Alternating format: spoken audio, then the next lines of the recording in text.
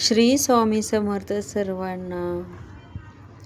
बघा, या दिवशी आपल्या सगळ्याच्याच मनात गोंधळ निर्माण झालेला आहे की ह्या श्रावणातील महिन्यात 2 पौर्णिमा आलेल्या आहेत आणि आपण जे स्वामी सेवेत आहेत, जे दर पौर्णिमेला सत्यनारायण घालतात, ते सत्यनारायण कधी घालावा किंवा आपण कुलदेवतेची सेवा करत असतो बघा पौर्णिमेला. त्याच्यामुळं ती सेवा कुठल्या पौर्णिमेला करावी असा संभ्रम सगळ्याच्याच मनात निर्माण होत आहे. तर चला तर बघूया आपण कधी करायची काय करायची. श्रावण महिना हा खूप पवित्र मानला जातो आणि श्रावण महिन्यातील पौर्णिमेला वेगळं असं महत्त्व आहे बघा.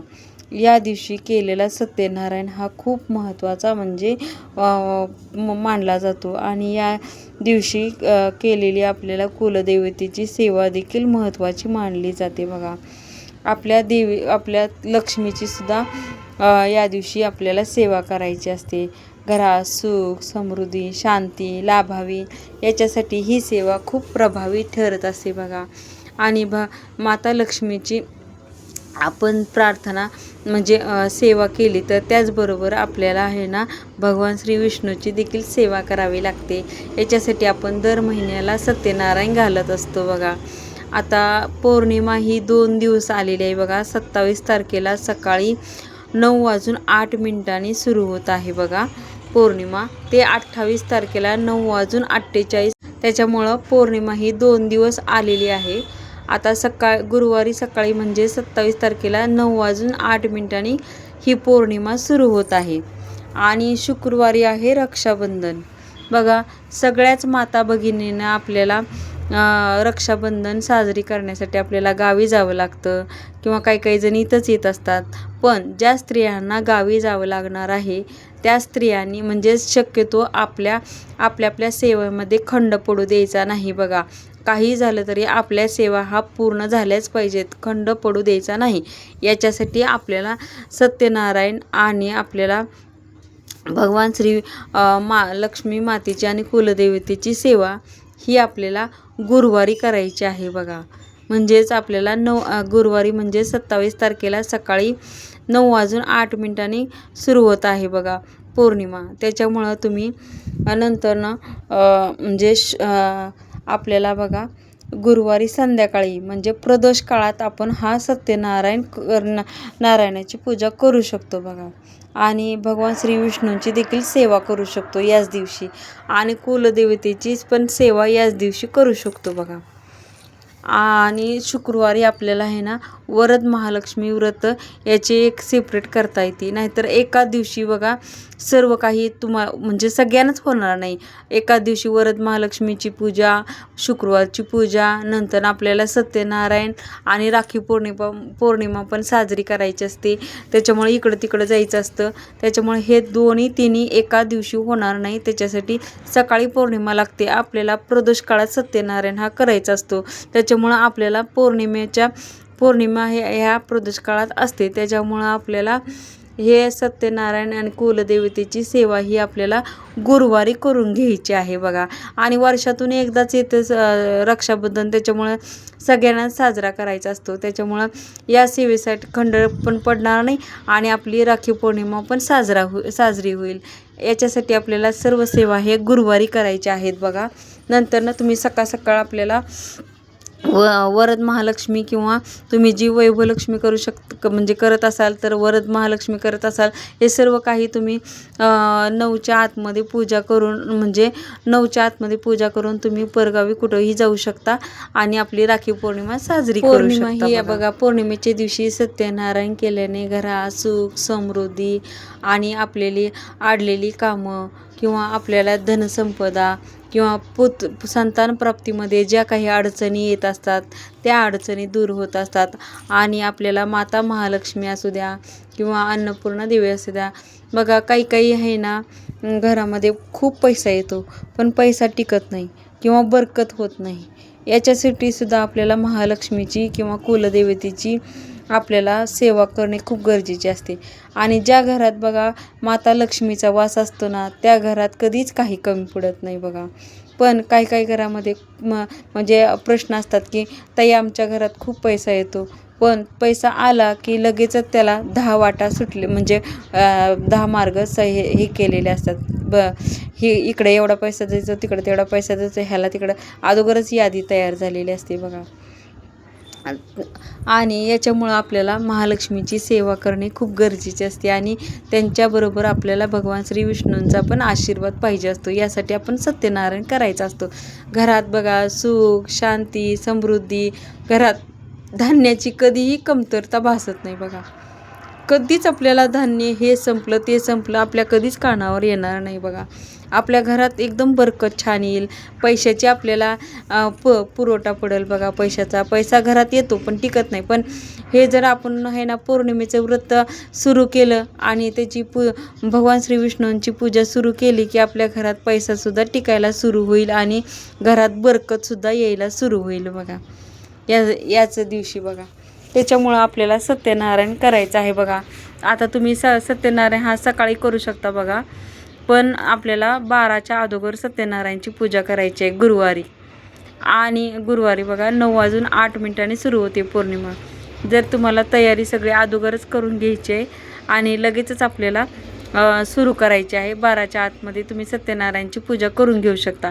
नसेल जमत तर आपण आहे ना प्रदोष काळात आपली सर्व काही तयारी करून सर्व काही करून आपल्याला प्रदोष काळात आपण सुरू करू शकतो बघा सत्यनारायणची पूजा.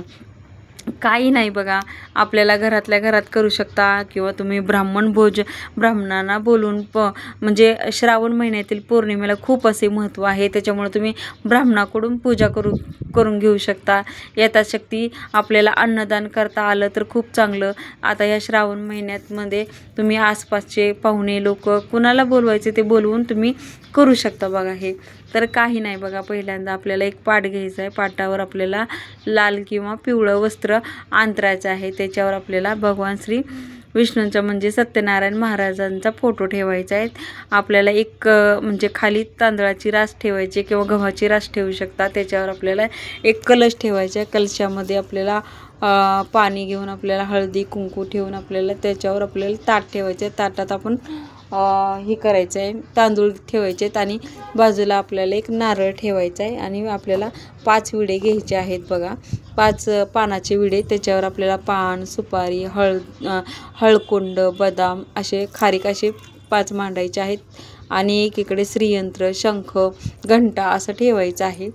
आणि आपल्याला 5 फळं पण ठेवायचे आहेत पूजेसाठी आणि आपल्याला धूपबत्ती करायची आहे आणि एक तुपाचा दिवा आणि इकडे समई लावून आपल्याला सत्यनारायण महाराजांची प्रार्थना करायची आहे. घरात तुमच्या ह्याच्याने सुख, समृद्धी, शांती, ऐश्वर असं आणि आमच्या घरातील सदस्यांचे आरोग्य चांगलं ठेवा अशी प्रार्थना करायची आहे आणि सत्यनारायणच्या कथेला सुरू करायचं आहे आपल्याला बघा. तुम्ही आता पौर्णिमा तुम्ही संकल्पसुद्धा करू शकता की माझ्या घरात म्हणजे तुमच्या काही इच्छा असतील किंवा अडचणी असतील तर आपण संकल्प घ्यायचा आहे की मी 5, 7 सत्यनारायणच्या पूजा किंवा 11 सत्यनारायण करील मी बघा. आणि म्हणजे करील तर माझ्या घरात सुख समृद्धी येऊ दे, बरकत येऊ दे, मला संतान प्राप्ती होऊ दे किंवा मला नोकरी लागू दे, काही अडचण असू द्या बघा. तुम्ही संकल्प करू शकता. ज्या घरात एक वर्षभर पौर्णिमेला सत्यनारायण केला जातो ना, त्या घरात काहीच कमी पडत नाही, काहीच कुठल्याच गोष्टीचं कमी पडत नाही बघा. तुम्ही स्वामी सेवेत जे आहेत त्यांना बघा विचारा, कारण की त्यांनी सत्यनारायण हे दर पौर्णिमेला करतात. त्यांचा अनुभव तुम्ही हे करा किंवा स्वतः करा आणि स्वतः अनुभव घ्या. घरात कुठल्याच गोष्टीची आपल्याला हे येत नाही बघा, अडचण येत नाही. अचानक संकट, अचानक आरोग्य बिघडतं, दवाखाने सुरू होतात, काय जीवनात बघा काही एक अडचण नसते बघा सगळ्यांनाच. त्या संकट सगळं दूर होतं बघा याच्याने. आणि या दिवशी आपल्याला कुलदेवतेची पण सेवा करायची असते बघा. कुलदेवतेला आपण स्वच्छ असं टाक असेल तर टाक, मूर्ती धुवून आपल्याला स्वच्छ असं पंचामृताने आपल्याला हे करायचं आहे. स्नान घालून आपण त्याच्यावर कुंकू अर्चन करू शकता. कुलदेवतेचा मंत्र असेल तर मंत्र म्हणू शकता, नाहीतर आपल्याला ओम कुलदेवताय नमः असं म्हणून हे करायचं आहे. आणि आपल्याला प्रसादासाठी शिरा करायचा आहे, शिरा पंचामृत करायचं आहे आणि आपल्याला कुलदेवतेला आपल्याला खीर करायची आहे बघा. खीर करून आपण कुलदेवतेला आपल्याला प्रसाद म्हणून दाखवायचा आहे. नंतर आपल्याला आता भगवान श्री विष्णूंची पूजा झाली, आपल्याला सत्यनारायणची कथा ते वाचली. नंतर आता कुलदेवतेचं पण झालं. आता महालक्ष्मीचं आपल्याला श्रीयंत्राची पूजा करायची आहे. नंतर आपल्याला पाण्याने किंवा पंचामृताने अभिषेक घालून छान असं आसनावर ठेवून त्याच्यावर कुंकुमार्चन करू शकता. किंवा आपण तिथं त्या श्रीयंत्रावर नसेल तर आपल्याला महालक्ष्मीची मूर्ती असेल किंवा फोटो असेल स्वच्छ करून आपल्याला मूर्ती असेल तर पाण्याने आणि पंचामृताने अभिषेक करून छान असं कुंकुमार्चन करायचं आहे. म्हणजे हळद कुंकू आणि माता लक्ष्मीला त्या दिवशी गजरा हा आवर्जून आपल्याला हे करायचं आहे बघा, आवर्जून व्हायचं आहे. आणि पांढरी मिठाई व्हायची आहे. नाहीतर आपल्याला आपण खीर केलेली असते बघा, त्या दिवशी हा खिरीचाच प्रसाद दाखवायचा आहे. माता लक्ष्मीला खीर खूप आवडते आणि आवडीची पण आहे, त्याच्यामुळं लक्ष्मी मातेला खीर दाखवायचं आहे नैवेद्य. आणि नैवेद्य दाखवल्यानंतर तुम्ही कुंकुमार्चन करू शकता बघा. कुंकुमार्चन करत असताना तुम्ही श्रीसूक्ताचं पठण करू शकता. आणि आता कधी ना कधी सत्यनारायण केलेलाच असतो आपण. आणि श्रीसूक्ताचं पठण करा 2-3 वेळेस. आपल्याला येत नसेल तर आपण मोबाईलमध्ये लावून शांतपणे बसू शकता. त्याच्यानंतर पुरुष सूक्ताचं पण एकदा का होईना पठण करावे बघा सत्यनारायण केल्यानंतर ना, याच्यामुळे महालक्ष्मीची कृपा होत असते. आणि आता कुंकुमार्चन करताना ओम श्री महालक्ष्मी देवे नमः, ओम श्री महालक्ष्मी देवे नमः या मंत्राचा तुम्ही जप करू शकता किंवा करायचंच आहे. किंवा श्रीसूक्त म्हणता आलं किंवा पाठ असेल तर आपण श्रीसूक्ताचं पठण करायचं आहे बघा. आणि माता लक्ष्मीला आणि भगवान श्री विष्णूंना आपल्याला नमस्कार करून नागासून आपल्याला म्हणायचं आहे की तुमच्या दोघांची कृपा माझ्या घरावर नेहमी राहू द्या. घरात सुख शांती समृद्धी घरात लाभू द्या आणि तुमचा आशीर्वाद नेहमी माझ्या घरावर राहू द्या, असं म्हणून आपल्याला हे करायचे आहे. जर आपल्याला 27 तारखेला पूजा करणं झालं नाही किंवा सत्यनारायण करणं नाही झालं तरी तुम्ही 28 तारखेला करू शकता. पण 28 तारखेला बघा आपल्याला वरद महालक्ष्मी करणाऱ्याचे वरद महालक्ष्मी असतं, वैभवलक्ष्मी असतं. किंवा आपल्याला श्रावणातले किती पण शुक्रवार येऊ द्या त्या शुक्रवारची पूजा असते. ही पूजा आपल्याला नारळी पौर्णिमा नंतर आपल्याला महालक्ष्मीची पूजा, कुलदेवतेची पूजा आणि सत्यनारायण एवढं सारं काही आपल्याला जमणार नाही. त्याच्यामुळं आपल्याला अर्ध करायचं आहे. या दिवशी कुलदेवतेची सेवा, महालक्ष्मीची सेवा आणि सत्यनारायण हे दोन्ही उरकून घ्यायचं आहे. नंतर आपल्याला शुक्रवारी वरद महालक्ष्मी असू द्या किंवा वैभवलक्ष्मी असू द्या किंवा श्रावणातील शुक्रवारची पूजा ही उरकून घ्यायची आहे. नंतर आपण आपल्याला नारळी पौर्णिमा साजरी करू शकता. तुम्हाला जसं योग्य वाटेल, जसं आपल्याला वेळ मिळेल तशी तुम्ही सेवा करू शकता. आणि या सत्यनारायण लक्ष्मी मातेच्या कृपेने आपल्या घरात काहीच कमी पडत नाही बघा. संकल्पयुक्त तुम्ही करू शकता किंवा असंच करू शकता. तुम्ही एक सत्यनारायणसुद्धा करू शकता. पण सत्यनारायण करणे खूप आवश्यक आहे आणि करावाच बघा एकदा का होईना श्रावणात तुम्ही.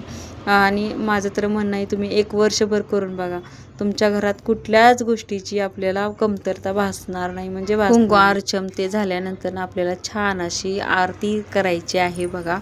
आणि आरती करून आपल्याला घरात एकदम प्रसन्न वातावरण असतं. धूप दीप लावलेला असतो, आरती झालेली असते, एकदम शांत असं 5 मिनटं बसायचं आणि ही सेवा संपन्न करायची. या दिवशी बघा कुंजिका स्तोत्र म्हणू शकता, कनकधारा स्तोत्र म्हणू शकता तुम्ही. किंवा आपल्या कुलदेवतेची सेवा करण्यासाठी केलेली असते आपल्याला, त्याच्यासाठी आपल्याला दुर्गा सप्तशतीतील पाठ करू शकता. आपल्याला जेवढे होतील तेवढे पाठ करू शकता जर तुमच्याकडं वेळ असेल तर, किंवा पाठ केलेच पाहिजेत.